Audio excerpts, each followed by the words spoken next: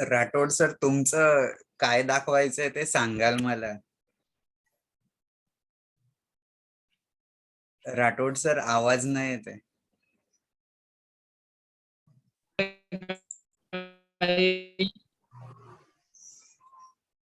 Hello.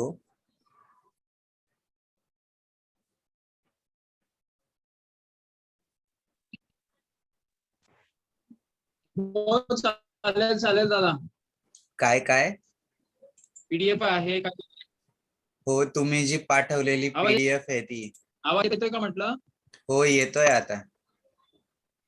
हो हो चालेल चालेल. ते दाखवायचं लागेल तिथं समजा.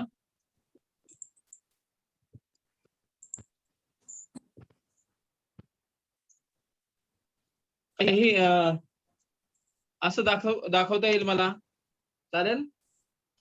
हो चालेल ना सर, तसंही चालेल, काही प्रॉब्लेम नाही. कसं आहे, बाकीचे समजा तुमच्याकडे पीडीएफ आहे काही असं दाखवता येईल मला? हो ठीक आहे सर, चालेल ना? चालेल सर. Okay okay.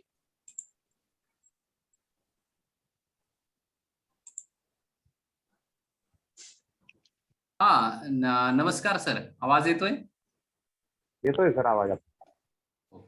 येतोय आवाज. हो धन्यवाद. हो, तेव्हा आवाज नव्हता येत सर तुमचा. मी तुम्हाला मेसेज पण टाकला की हो हो येस येस. हा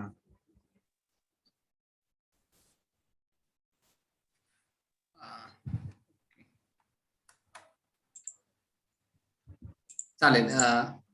सर, पीपीटी हेच आहे ना तुमचं, बघून घेईल. एक मिनिट मी इथून शेअर करतो, नाही तर कसं आहे. हॅलो, बर आवाज बर. येतोय सर ना? मी शेअर करतो वाटलं सर. मी तुम्हाला कोर्स बनवतो सर, म्हणजे तुम्हाला शेअर करता येईल. हो प्लीज प्लीज प्लीज. त्याच्यामध्ये आता करून बघा सर. हो आता मी करतो, एक मिनिट. हो. वन पार्टिसिपंट काय?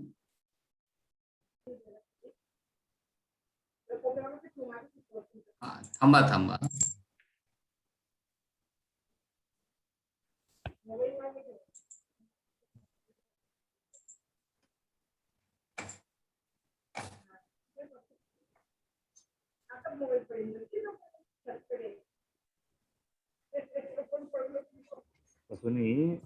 कॅमेरा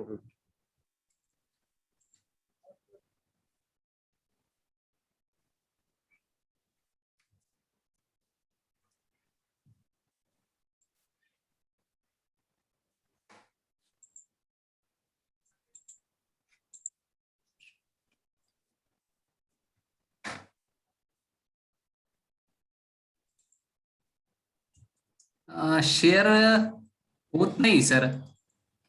हा, तुमचं पीडीएफ आधी ओपन करून ठेवा, सॉरी ती पीपीटी, आणि नंतर मग हा. झाली का? नाही सर, होतंय. झाली की सर? स्क्रीन शेअरिंग होतंय होतंय. का? हो. झालंय. दिसतंय. नेसू नदी परिसर प्रयोग. नेसू नदी परिसर प्रयोग आहे. बरोबर आहे. ठीक आहे सर. प्रेझेंटेशन मोड मध्ये टाका. नाही, येस सर. पण आता शेअर झालाय ना? हो झालंय. सर, आता स्टॉप करून घ्या, म्हणजे काही प्रॉब्लेम नाही. ठीक आहे, मग तुम्ही सांगा सुरुवात करायची असेल जेव्हा. हो, स्टॉप शेअरिंग म्हणा. आता स्टॉप शेअरिंग करू का? हो. सॉरी, एक मिनिट. Stop share. ठीक आहे, येस स्टॉप सर. केलं. ओके ठीक आहे सर.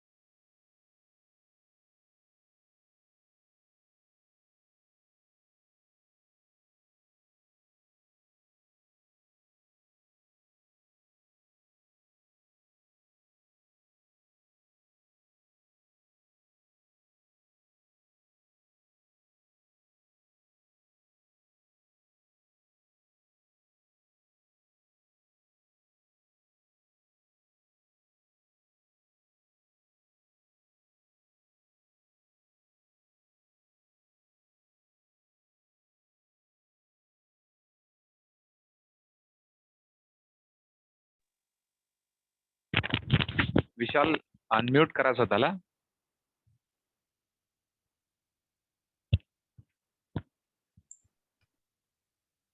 हॅलो. हो सर, हो सर, हा, केलं yes. केलं. हा, हा. हो, झालं.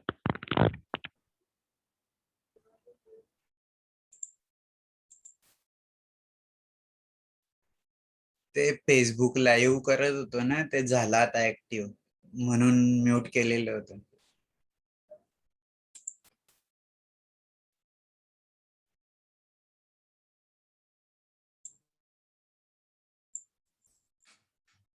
एक 5 मिनिटात सुरू करूया सर. आपण बाकीचे लोक जॉईन होणार एक 10 मिनिटात.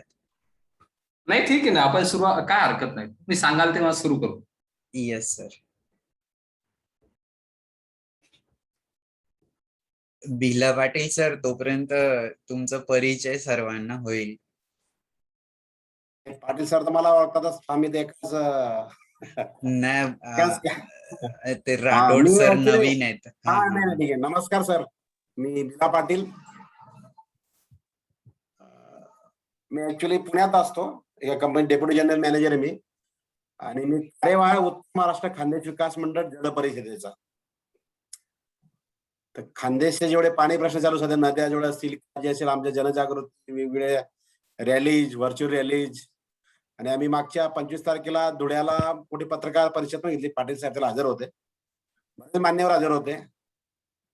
प्रश्न बिकटच आहे तसा आपला, म्हणजे खानदेशचा.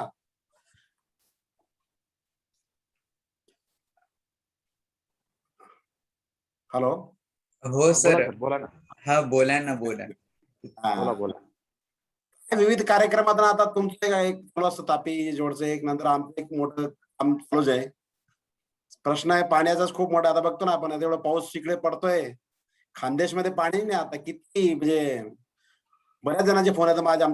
माझी बी स्वतःची खानदेशमध्ये शेती आहे, आणि इतर माझे नातेवाईक असतील, इतर असतील, पाणी देण्यामध्ये तापीचं पाणी आपल्या समोर वाहून चाललंय. 3 धरणं भरले असते, एवढं पाणी तापीचं आपल्या डोळ्यासमोर वाहून जातंय, आणि आपण काहीच करू शकत नाही. म्हणजे केवढं आपलं, म्हणजे दुर्भाग्य म्हणा, किंवा म्हणजे काय वरदान आहे का शाप आहे, तेच समजत नाही मला, ते तापी नदीचं आपल्याला. आणि थोडस पाऊस पडलं, भरून जाताना निघून जातं पाणी संपूर्ण. वाईट परिस्थिती आहे. आमचं खूप करायचं आहे अजून, सुरुवात आहे आपली फक्त अजून. बरे 2-3 टक्के आपण पोहोचलो बरं अजून. येस सर, नक्कीच. आज अजून दुसरा एक वेबिनार आहे 4:30 वाजता, तलाव याच्यावर चालू आहे वेबिनार. बरं बरं. पुण्यातले जे उपेंद्र म्हणून ना धंडे, ते हो हो, येस येस, वाचला मी मेसेज ग्रुपवर. हो, तिथे पण जॉईन करायचे 2 ठिकाणी. नाही, खूप खूप खरंच खूप, म्हणजे वाईट परिस्थिती. म्हणजे अक्षरशः मी तर पूर्ण खानदेश, म्हणजे उत्तर महाराष्ट्र पाण्याच्या जे पण अगदी सर्व नद्या असतील, आता सर्व महत्वाची नदी आपली आहे, तापी आहे, पूर्णा आहे, का म्हणजे पांजरा आहे, बोरी आहे. आता तुमच्या नद्या वगैरे तर आम्हाला ओळख व्हायला लागली बारीक बारीक. आता तुम्ही आता ती घेता नदीचा काय कार्यक्रम, असं कुठे कुठे प्रत्येक भागात जर होईल. पाटील साहेब स्वतः तिकडच्या, म्हणजे शहादा, दडगाव भागात किती महत्वाचं काम करताय. आणि त्याने सर्वांनी, आणि अजून तशी लोक अजून बघा जॉईन, बऱ्याच लोकांना हेजिटेशन आहे. फक्त पाणी येत नाही, पाणी येत नाही, पाणी येत नाही फक्त बोलतात लोक. पण प्रत्यक्षात जोपर्यंत मैदानात उतरत नाही, तोपर्यंत काही शक्य नाही करणं. आता लोक दुपारी घरी बसल्या गप्पा मारते, पण जॉईन नाही होणार लवकरच. Yes sir. बिकट प्रश्न, बिकट, खरंच खूप बिकट प्रश्न. हो, सर्वे मिळून नक्कीच आता, सर. हा हा. येस येस, सरकारचं पण काम आहे आपल्या, आणि बाकीचे सामाजिक संस्था असतील, वैयक्तिक असतील, सर्वांनी याचे उत्तर पाहिजे. कारण की बघा तुम्ही, आता साठ्यांनी पाण्याची आता, आणि पिकं पेरून दिले, आणि थोडा चांगला पण होता पाऊस मध्यंतरी आला, पिकं चांगली होती, पण आता परत काहीच करू शकत नाही आपण. जयंत उत्तरवार सर पण जॉईन झालेत. नमस्कार उत्तरवार सर, सुस्वागतम. नमस्कार. बोला सर काहीतरी. सर, तुमच्याबद्दल ओळख करून द्या मला. हो.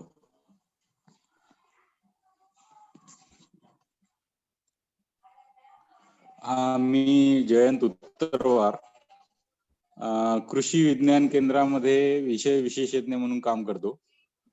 माझा पाणी व्यवस्थापन आणि शेती अवजारे हा महत्वाचा विषय आहे. मग एकूणच आम्ही शेतकऱ्यांच्या स्तरावर पाणी जलसंधारण कसं करता येईल यासाठी आम्ही वेगवेगळे प्रयत्न करत असतो.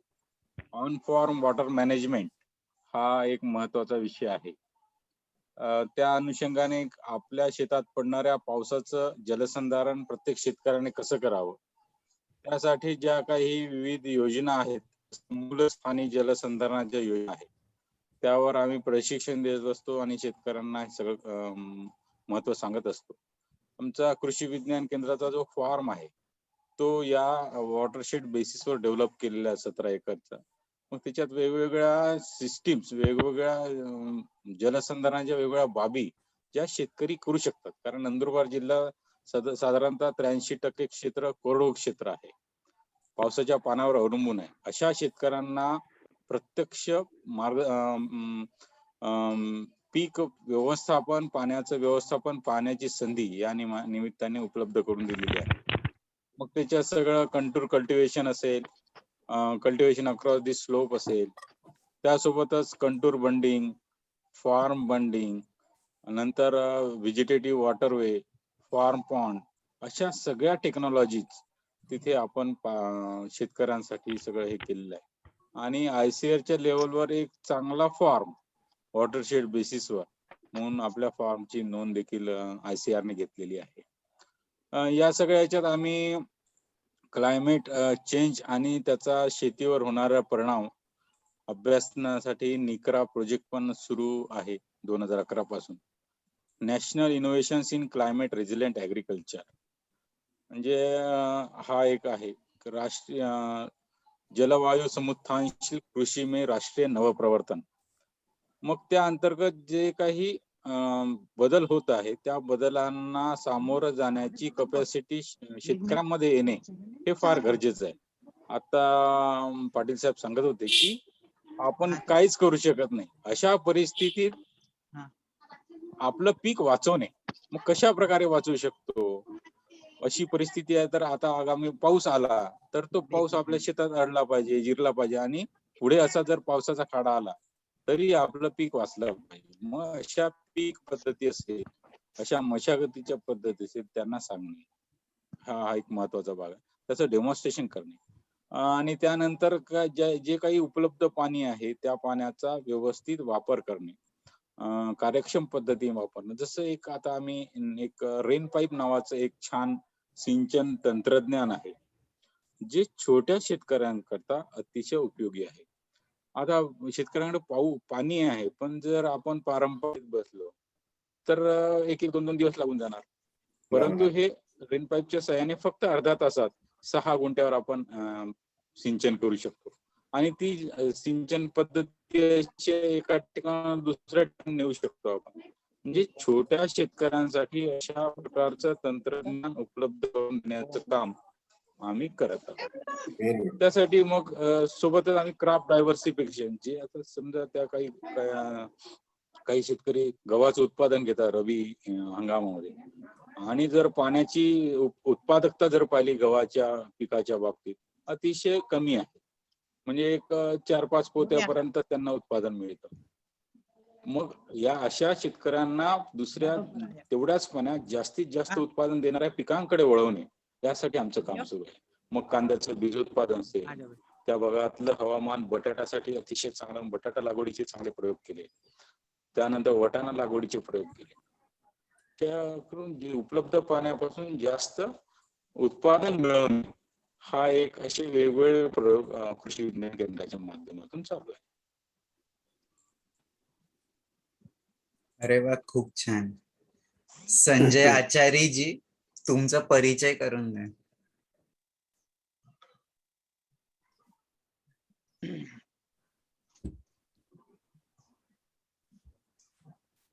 हॅलो. हा, बोला ना. हा, माझं नाव संजय राठोड. मी हिंदीमध्ये आपले भाव व्यक्त करणार. येस बोला येस सर. बोला. हा भाव फक्त महत्वाचे आहेत, भाषा कोणती असो. सर सभी को नमस्कार. सर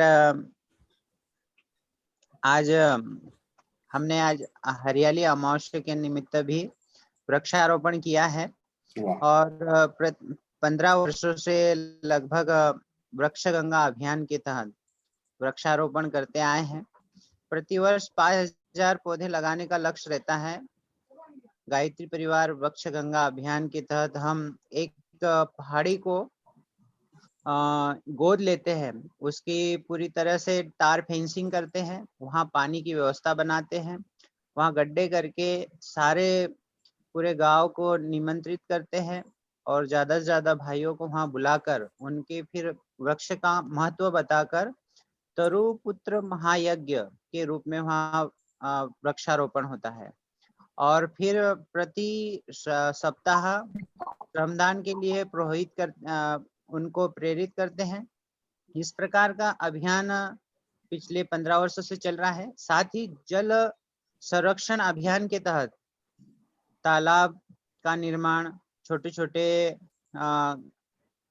छोटे जहाँ पर पानी का जहाँ जमा हो सके वहाँ पर छोटे छोटे तालाब का निर्माण होता है.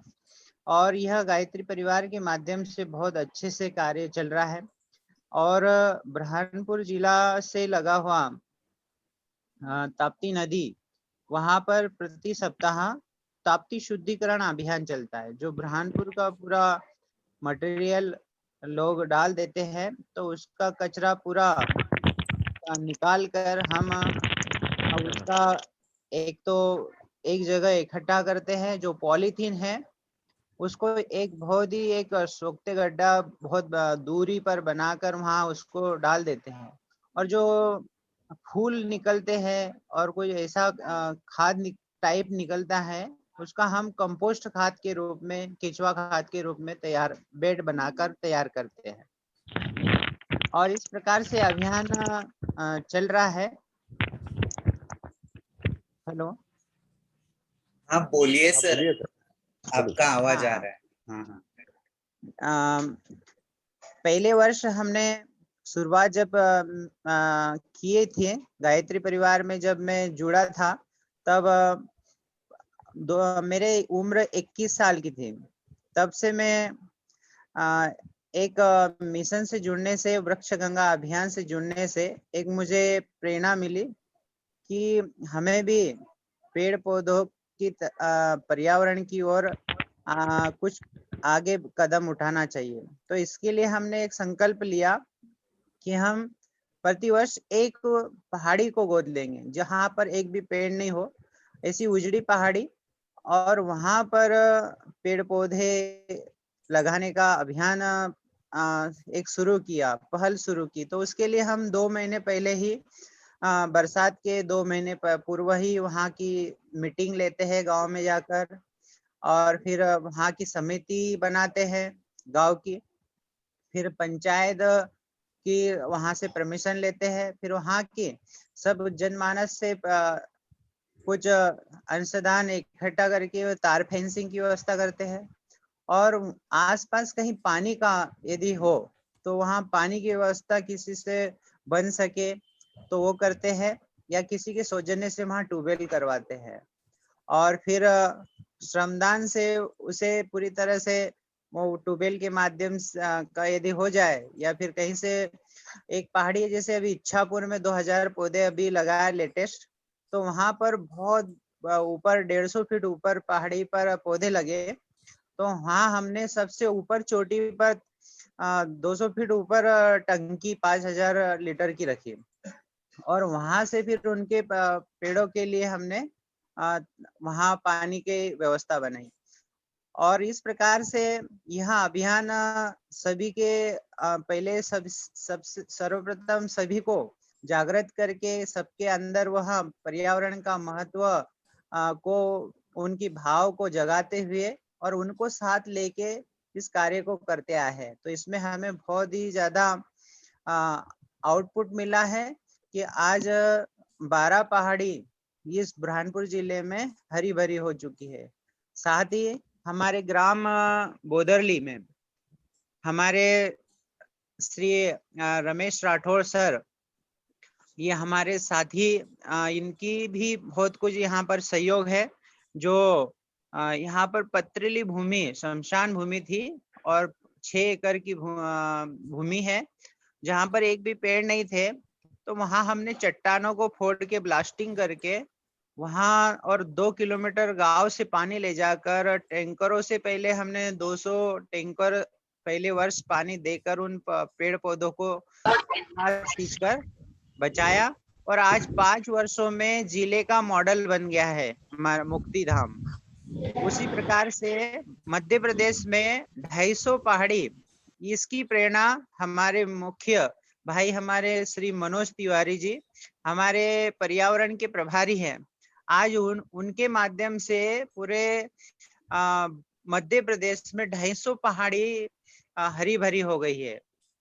श्री मनोज तिवारी जी और हम दोनों भाई, हमें शांति कुंज हरिद्वार से एक ये प्रेरणा वहाँ जो गई है, तो शांति कुंज हरिद्वार से एक मुख्य संचालन के रूप में वहां से हमें यह कार्य दिया गया है और इसे हम हर जिले में जाकर, हमारी जो समिति है हर जिले में शक्तिपीठ है, गायत्री परिजन है, उनकी मीटिंग लेकर उनको भी इस प्रकार से भाव व्यक्त करके उनके अंदर वो प्रेरणा जगा के वहां पर भी कार्य प्रारंभ किए हैं। तो जगह जगह इस प्रकार से वृक्षारोपण का विराट रूप आज दिखाई पड़ रहा है। और ताप्ती शुद्धिकरण में भी जितने भी जिले, बुरहानपुर और मुल्ताई, अन्य कहीं जहाँ पर भी गायत्री परिजन रहते हैं और ताप्ती नदी के किनारे, उन सभी भाइयों ने वह कार्य बहुत अच्छे से, ताप्ती शुद्धिकरण तो स्वयं किए ही, पर लोगों को जाकर प्रेरणा दी, घर घर जाकर उन्होंने प्रेरणा दी कि हम ताप्ती शुद्धिकरण हम करेंगे और आप उसे जाकर उसी पुष्प को यदि उसमें डालोगे, हम निकालते रहे और आप डालते रहो, तो इसे थोड़ा सा आप समझिए। और उसकी प्रेरणा हमने उनके घर जाकर एक सप्ताह का एक बना दिया कि भाई आपके घर गाड़ी आएगी, आपको यह जो फूल है आपके घर का जो भी जो सूखा कचरा है वो एक डब्बे में डालना है और जो गीला है वो एक डब्बे में डालना है और यहाँ हम ले जाएंगे, आप इसका खाद बनेगा। और एक फूल का महत्व बताया कि एक फूल जब आप पानी में डालते हो तो 10 से 20 लीटर पानी प्रदूषित करता है, और यही फूल यदि आप केचुआ खाद बनाने के रूप में देते हो तो इसका खाद बनेगा और खादों से जैविक कृषि होगी। तो इस प्रकार से महत्व बताते हुए वहां पर राजघाट बुरहानपुर में एक गड्ढा बनाया बहुत बड़ा, और वहां पर ही जहाँ गणेश विसर्जन होता है तो वहां पर एक अभियान छेड़ा, तो कि हर घर में एक मिट्टी की मूर्ति विस्थापित हो। संजय जी, मैं प्लास्टर ऑफ पेरिस की मूर्ति का हमने बताया कि किस प्रकार से इससे पानी कितना प्रदूषित होता है, इसके अंदर क्या क्या होता है, जिससे वह मिट्टी घुलती नहीं है प्लास्टर ऑफ पेरिस, और उसका जो रसायन है वो पानी में मिलके जलीय जीव नष्ट होते हैं, ये हमने बताया। और आज हम 20,000 मूर्ति प्रतिवर्ष 2-4 हम ऐसे आर्टिस्ट को दे देते हैं ऑर्डर कि ये मिट्टी की मूर्ति बनाए और वह घर घर बैठने के लिए उसके लिए एक बहुत बड़ी प्रेरणा और जागृति अभियान चलाते हैं। और उस मिट्टी की मूर्ति को, बहुत से छोटी मूर्ति को तो घर पे ही गमलों में विसर्जित करते हैं अपने घर टब में, और वहीं एक बेल का पौधा की एक भी उसमें डाल देते हैं और वहीं उसमें पौधा निकल आता है। इस प्रकार से यह अभियान बहुत अच्छे से चल रहा है। बहुत बढ़िया संजय जी। और मैं अभी तापी नदी का जो हमारा परिवार है तो आपका स्वागत करते हैं और आपको निमंत्रित करते हैं कि अगले संडे को आप और आपके टीम यहाँ कर आपका पूरा काम हमें बताएगा। हमें बहुत खुशी होगी, आप जैसे लोग हमसे जुड़ेंगे।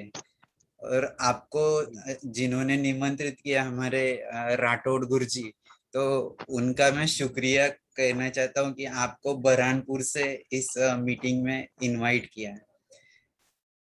Thank you. तो हम अभी आज के कार्यक्रम को सुरुवात करते हैं. मी एच.एम. पाटील सरांना विनंती करतो की त्यांनी आजच्या कार्यक्रमाची प्रस्तावना करावी आणि सोबतच आजचे जे लाभलेले वक्ते आहेत तर त्यांचा परिचय करून द्यावा. मी त्यापूर्वी आपल्या सोबत सर्वात सिनियर कार्यकर्ते सुहासताई कोल्हेकर आले आहेत, त्यांचे स्वागत करतो. Shekhar Nimbalkar sir, R M Patil sir, Nandre sir आणि सर्वच नवीन जे आज जुडले त्या सर्वांचे. सुहासताई, तुम्ही आधी 1 मिनिट बोला आणि मग मी एच.एम. पाटील सरांना विनंती करतो की त्यांनी कार्यक्रमाची सुरुवात करावी. धन्यवाद विशाल. माझं नाव सुहास कोल्हेकर. मी जन आंदोलनांच्या राष्ट्रीय समन्वयाशी आणि नर्मदा बचाव आंदोलनाशी जोडलेली आहे आणि नदी जोड प्रकल्पाचे कार्यक्रम आहेत ते. झालं माझं. धन्यवाद ताई. एच.एम. पाटील सर, तुम्ही आजच्या कार्यक्रमाची प्रस्तावना करावी. धन्यवाद विशाल आणि सर्व मान्यवरांना नमस्कार. आओ तापी नदी को जाने या वेबिनारच्या 6व्या भागामध्ये आपल्या सगळ्या आमंत्रित मान्यवरांचे मी या ठिकाणी स्वागत करतो. तापी नदी रिव्हर बेसिन कोर कमिटीच्या वतीने आपल्या सगळ्यांचे पुनश्च एकदा स्वागत. आपल्याला माहित आहे की डॉक्टर राजेंद्र सिंगजी यांच्या या इच्छेनुसार भारतभर या आओ नदी को जाने या वेबिनार सिरीजचं जे संचलन या ठिकाणी सुरू आहे, यामुळे आपल्याला पाण्यासोबतच जल, जंगल, जमीन या सगळ्या क्षेत्रात काम करणाऱ्या मान्यवरांना भेटण्याचा, त्यांचे अनुभव ऐकण्याचा आणि त्यांच्या या कार्याला वंदन करण्याचा अनुभव आपण शेअर करत आहोत. आणि हा सुंदर अनुभव एक मोठं रूप घेताना आपल्याला दिसतोय. परवाच नाशिकला झालेल्या एका मीटिंगमध्ये दक्षिणेकडच्या राज्यांमध्ये देखील अशाच प्रकारचं जल अभियान त्या ठिकाणी सुरू करण्याचा प्रारंभ झालेला आहे. म्हणून अशा पद्धतीने नद्या जोडल्या तर देश जोडला जाईल. आपण उदाहरण ऐकलं होतं की एका विद्यार्थ्याला देश जोडायला सांगितला, त्याला देशाचा नकाशा फाडून टाकला, त्याने देश जोडला, नंतर माणूस जोडला गेला. अशा पद्धतीचे उदाहरणं आपल्याला माहिती आहेत. तर तशा पद्धतीने देशाच्या धमन्या ज्या आहेत त्या नद्या आहेत आणि या नद्यांना जोडता जोडता आपण माणसं जोडत जातो आहोत आणि हा एक मोठा प्रवाह आपल्याला होताना दिसतोय.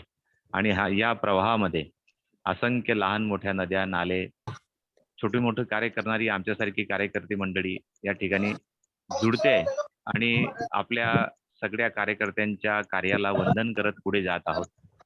तोच आज एक धागा पकडून तापी रिव्हर बेसिनच्या या कार्यामध्ये कोणाचा आवाज चालू आहे प्लीज विशाल. तापी नदीच्या या प्रवाहामध्ये या ठिकाणी या नद्या आणि उपनद्यांवर कार्य करणारी नंदुरबार जिल्ह्यातील आमच्या एक प्रमुख संस्था आहे, डॉक्टर हेगडेवार सेवा समिती नंदुरबार. या संस्थेने चालवलेलं कृषी विज्ञान केंद्र जे अत्यंत लोकाभिमुख अशा प्रकारचं नाविन्यपूर्ण शेतीवरचं संशोधन, एक शेतकऱ्यांपर्यंत तंत्रज्ञान पोहोचवणारी एक संस्था आणि तडमडीने पहाडात आणि दुर्गम भागात काम करणारी एक संस्था आणि त्या संस्थेचे संचालक प्रमुख वरिष्ठ शास्त्रज्ञ राजेंद्र साहेबराव दहातोंडे हे आपल्याला या ठिकाणी मार्गदर्शक म्हणून लाभलेले आहेत. ते राज्यपाल नियुक्त सिनेट सदस्य आहेत आमच्या कवयित्री बहिणाबाई उत्तर महाराष्ट्र विद्यापीठाचे. आणि सरांच्या तडमडीने असंख्य या ठिकाणी शेतकऱ्यांना फायदा होताना दिसतोय. त्यांच्या सोबतचे सहकारी ते देखील तेवढ्याच तडमडीने या ठिकाणी सातपुड्याच्या या कृषीमध्ये विज्ञान तंत्रज्ञानाचा प्रवाह जो असेल तो शेतकऱ्यांपर्यंत पोहोचवण्याचं आणि त्यांच्या उन्नत अशा प्रकारच्या प्रगतीसाठी झटत आहेत. म्हणून या वेबिनारच्या माध्यमातून आपल्याला अशी विविध मंडळी या ठिकाणी भेटते आहे आणि त्याचाच एक भाग म्हणजे आजच्या या कार्यक्रमाला लाभलेले प्रमुख वक्ते राजेंद्र साहेबराव दहातोंडे, हे नेसू नदी, नवापूर तालुक्यातल्या नेसू नदीवरच्या प्रकल्पाचं माहिती आपल्या समोर सादर करतील. पुढील सूत्र मी डॉक्टर राजेंद्र दहातोंडे यांच्याकडे सोपवतो. राजेंद्र दहातोंडेजी. धन्यवाद सर. सर्व मान्यवरांना आज आओ तापी नदी को जाने या वेबिनार सिरीज मध्ये आपणा सर्व मान्यवरांचं स्वागत करतो आणि डॉक्टर हेडगेवार सेवा समिती यांच्या माध्यमातून जे विविध उपक्रम सुरू आहेत त्यापैकीच एक नेसू नदी परिसर प्रयोग हा आपणा सर्वांसमोर, सर्व मान्यवरांसमोर मांडण्याची संधी मिळते. तर तत्पूर्वी मी सर्व आयोजकांनाही याबाबत धन्यवाद देतो आणि स्क्रीन शेअर करतो.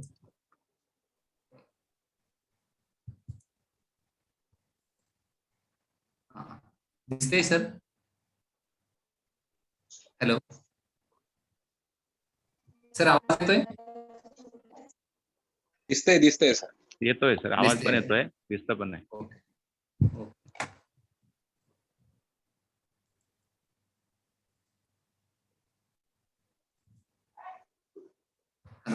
हा, तर आज डॉक्टर हेडगेवार सेवा समितीच्या माध्यमातून नंदुरबार जिल्ह्यातील एक पश्चिम घाटातील जो भाग आहे, या भागामध्ये जो प्रयोग करण्याची संधी मिळाली त्याविषयी अनुभव करण्याची या ठिकाणी थोडासा सादरीकरणाच्या माध्यमातून प्रयत्न करत आहोत.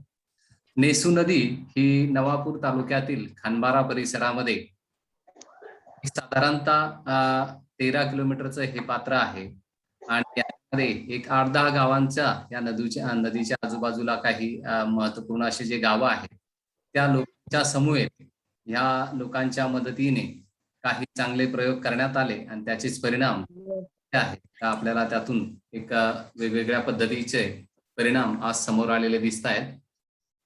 साधारणतः हे एक नकाशाच्या माध्यमातून दिसणारं चित्र आहे. महाराष्ट्राच्या उत्तरेला असणारा हा नंदुरबार जिल्हा आणि या नंदुरबार जिल्ह्यामध्ये एक 6 तालुके आहेत. नंदुरबार जिल्ह्याचं वैशिष्ट्य सगळ्यांना माहिती आहे, ॲस्पिरेशनल डिस्ट्रिक्ट आहे, 6 तालुके आहे आणि धुळ्यापासून नंतर हा स्वतंत्र झाला आणि तदनंतर एक आदिवासी जनजातीय बहुल जिल्हा आणि त्या ठिकाणी विविध पिकांची असणारी जैवविविधता.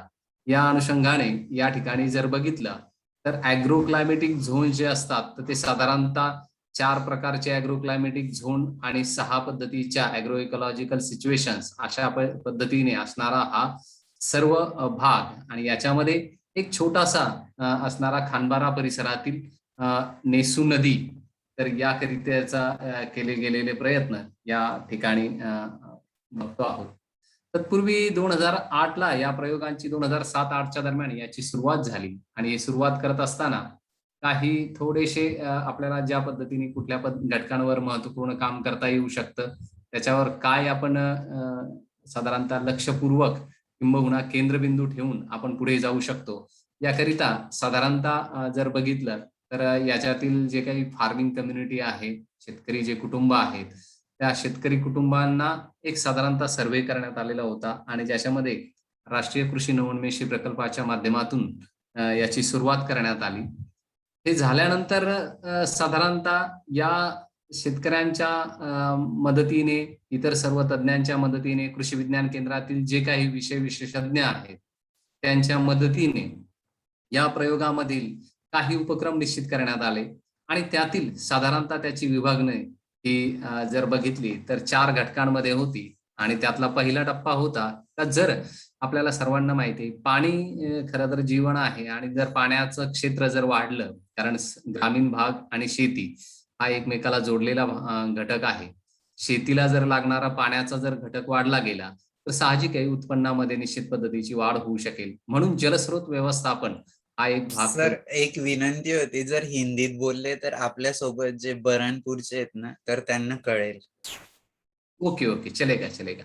तो हमने एक बात ये रखा की इसमें आपण प्रेझेंटेशन फक्त मराठीत आहे, मी हिंदीत सांगतो. ठीक है सर, ओके. हो चालेल. तो इसमें हमने एक काम किया कि पानी पे आधारित हम क्या कर सकते हैं. तो पानी एक महत्वपूर्ण संसाधन है और इससे लोगों सब तरीके से जुड़े हैं. संस्कृति हो या तो गांव का हो या तो कृषि है, पशुधन है, सभी इस जल स्रोत से जुड़े हुए होते हैं. तो जल स्रोत पे हम क्या क्या कर सकते हैं. तो एक अहम मुद्दा इस उपक्रम में हमने रखा, एक्टिविटीज में रखा. दूसरा था कि जब पानी आएगा तो पानी के आधार पे हम खेती में बदलाव करने के लिए जो भी इम्प्रूव्ड कल्टीवेशन होगा या तो उन्नत कृषि होगी तो किस तरीके से होनी चाहिए. तो किसानों के साथ मिलकर यहाँ का जो भी क्रॉपिंग पैटर्न है उसमें महत्वपूर्ण जो भी किसानों के खेती है उसको, और उसमें हम किस तरीके का उस स्थानिक आवश्यकता अनुसार उसमें बदलाव कर सकते हैं. तो ये एक महत्वपूर्ण बिंदु लिया था. और इसके बाद में जो भी हम जानते हैं कि इनकम जनरेशन बढ़ाने के लिए जैसे कि अलग अलग जो खेती के लिए अलग अलग घटकों की महत्वपूर्ण मदद होती है. तो इसमें हॉर्टिकल्चर का एक महत्वपूर्ण रोल होता है. तो अगर हर किसान के पास अगर 1 एकड़ पे अगर ये हॉर्टिकल्चर का अगर प्लांटेशन होगा तो इसमें उनको आवश्यक प्रकार का लाभ मिलेगा.